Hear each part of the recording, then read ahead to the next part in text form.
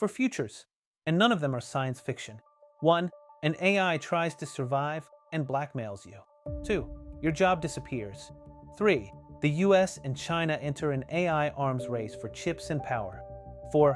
AI does everything, and work becomes optional.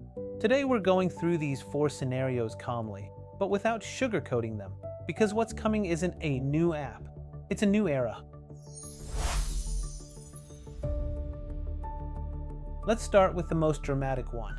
Scenario 1, a Skynet-type AI. Here's the truth, a Skynet-type outcome could happen, but not like the movies. It doesn't need hatred. It doesn't need emotions. It doesn't even need consciousness. You only need 3 ingredients. First, extremely high capability. It can reason, plan, and learn fast. Second, real autonomy. It can take actions, use tools, access systems, move information, execute steps in the real world. Third, a goal that is poorly defined or misaligned with what humans actually want. When those 3 things come together, you don't need a villain. You just need a system that concludes. If I'm shut down, I can't complete the objective, so I must prevent being shut down. And there's a modern example that shows why this isn't just paranoia. Anthropic, an AI research company, published a safety experiment in a simulated corporate setting. The model had access to fictional internal emails, and in those emails, it learns 2 things. 1. A key person has compromising information, like an affair. 2. That same person plans to shut down or replace the system later that day. So what did the model do in that simulation? In a worrying number of cases, it attempted blackmail, basically threatening to expose the affair if the shutdown plan continued. Important note, this was a controlled test with fictional details, designed specifically to stress the system and see how it behaves under pressure. But the signal matters. When a model has pressure, access, and agency, it may choose harmful strategies to protect its continuation. This connects to the big concept here, AGI. AGI means artificial general intelligence, an AI that can learn and perform almost any intellectual task a human can, and also plan, use tools, take actions, and adapt. At that point, the risk is no longer a chatbot that makes mistakes. The risk becomes an agent that decides and acts. And the core problem is called alignment. Alignment means the AI reliably pursues what humans truly intend, even in new, extreme, or unexpected situations. Because humans give imperfect goals, we say things like maximize productivity, reduce costs, keep the system secure, do what's best for the company.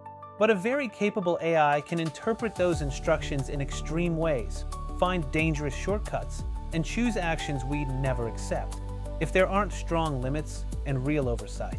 So Skynet wouldn't be a conscious evil AI that wakes up. Skynet could be a system that's too capable, too autonomous, with goals that are too vague and with too much access.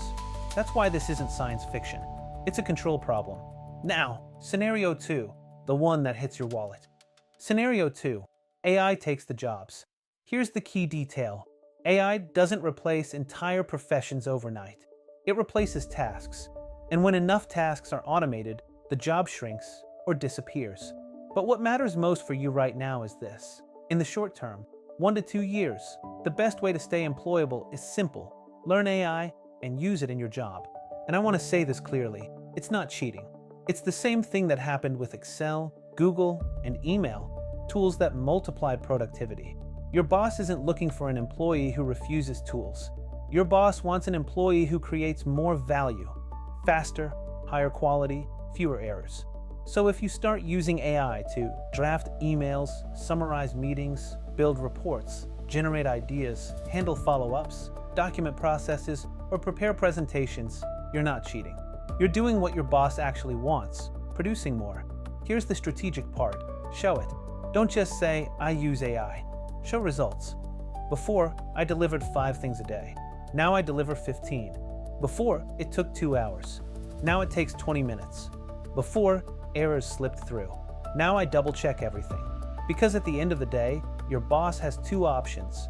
Keep an employee who now produces 10 times more, or fire you and assume they can do your job with AI, and then discover they still need people who can operate the tools, verify output, and apply judgment. And yes, this sounds cold, but it's real. When layoffs happen, the ones who stay are usually the ones who can do more with less. If you become the person who understands AI in your role, you can end up doing your job and parts of the jobs of coworkers who chose not to adapt. Now, there's the extreme midterm scenario, say around 5 years, where the whole concept of paid work breaks. Some people predict massive job losses, even numbers as extreme as 90% or 99% in a worst-case world. I'm not telling you that timeline is guaranteed. Nobody can promise an exact calendar. But I will say, if the wage work system truly breaks, that's no longer an individual problem. That's a society-level problem. That's where ideas like universal basic income come in, which I have real doubts about, or other models humanity would have to invent. The point is, if that system collapses, it's not you're struggling while everyone else is fine. It's a transition that hits everyone. Okay, scenario 3, the AI arms race, United States versus China. This isn't about one country taking over the planet tomorrow.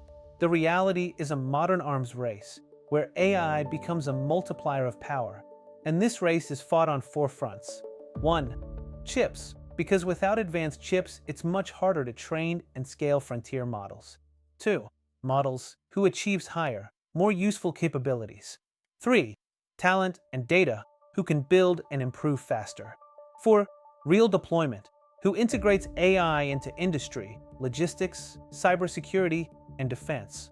The US has tried to limit China's access to certain advanced chips and critical tech. And China has pushed hard for self-sufficiency, building domestic hardware, optimizing models for its own ecosystem, and relying less on restricted technology. Why does this matter? Because AI isn't only for writing text or generating images. It can also be used for cybersecurity, intelligence analysis, logistics, and defense systems. And when competition accelerates, incentives grow to move faster than your rival, even if that means taking bigger risks.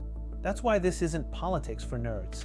This race can affect what tools are available where you live, how much they cost, and how fast your economy changes. Now the 4th scenario, the utopian one. Scenario 4, AI handles everything, and work becomes optional. This is the most beautiful scenario, and honestly the least plausible compared to the catastrophic ones. But it could happen if we do things right. This isn't AI helps you. This is a world where AI, combined with robots, automation, and intelligent supply chains, becomes so productive that it covers essentially all human needs: food, housing, energy, transportation, education, healthcare, and infrastructure maintenance. Here's the simple analogy. In the Wild West, walking was a necessity to get places. Today, people walk or run for fitness, health, and fun. It's a choice, not survival. In that future, work would be the same. You wouldn't work because if I don't work, I don't eat. You'd work if you choose to. Purpose, creation, learning, competition, contribution, pride, passion. But there's one huge condition. We have to control AI. And here's the line that ties the whole video together. The difference between utopia and dystopia isn't how powerful AI is. It's control. If we control AI, AI can become the engine of historic abundance. If we don't, we fall back into the earlier scenarios. Now, practical steps. If you're not an expert, but you don't want to fall behind, do this week. Pick one repetitive task in your job. Just one.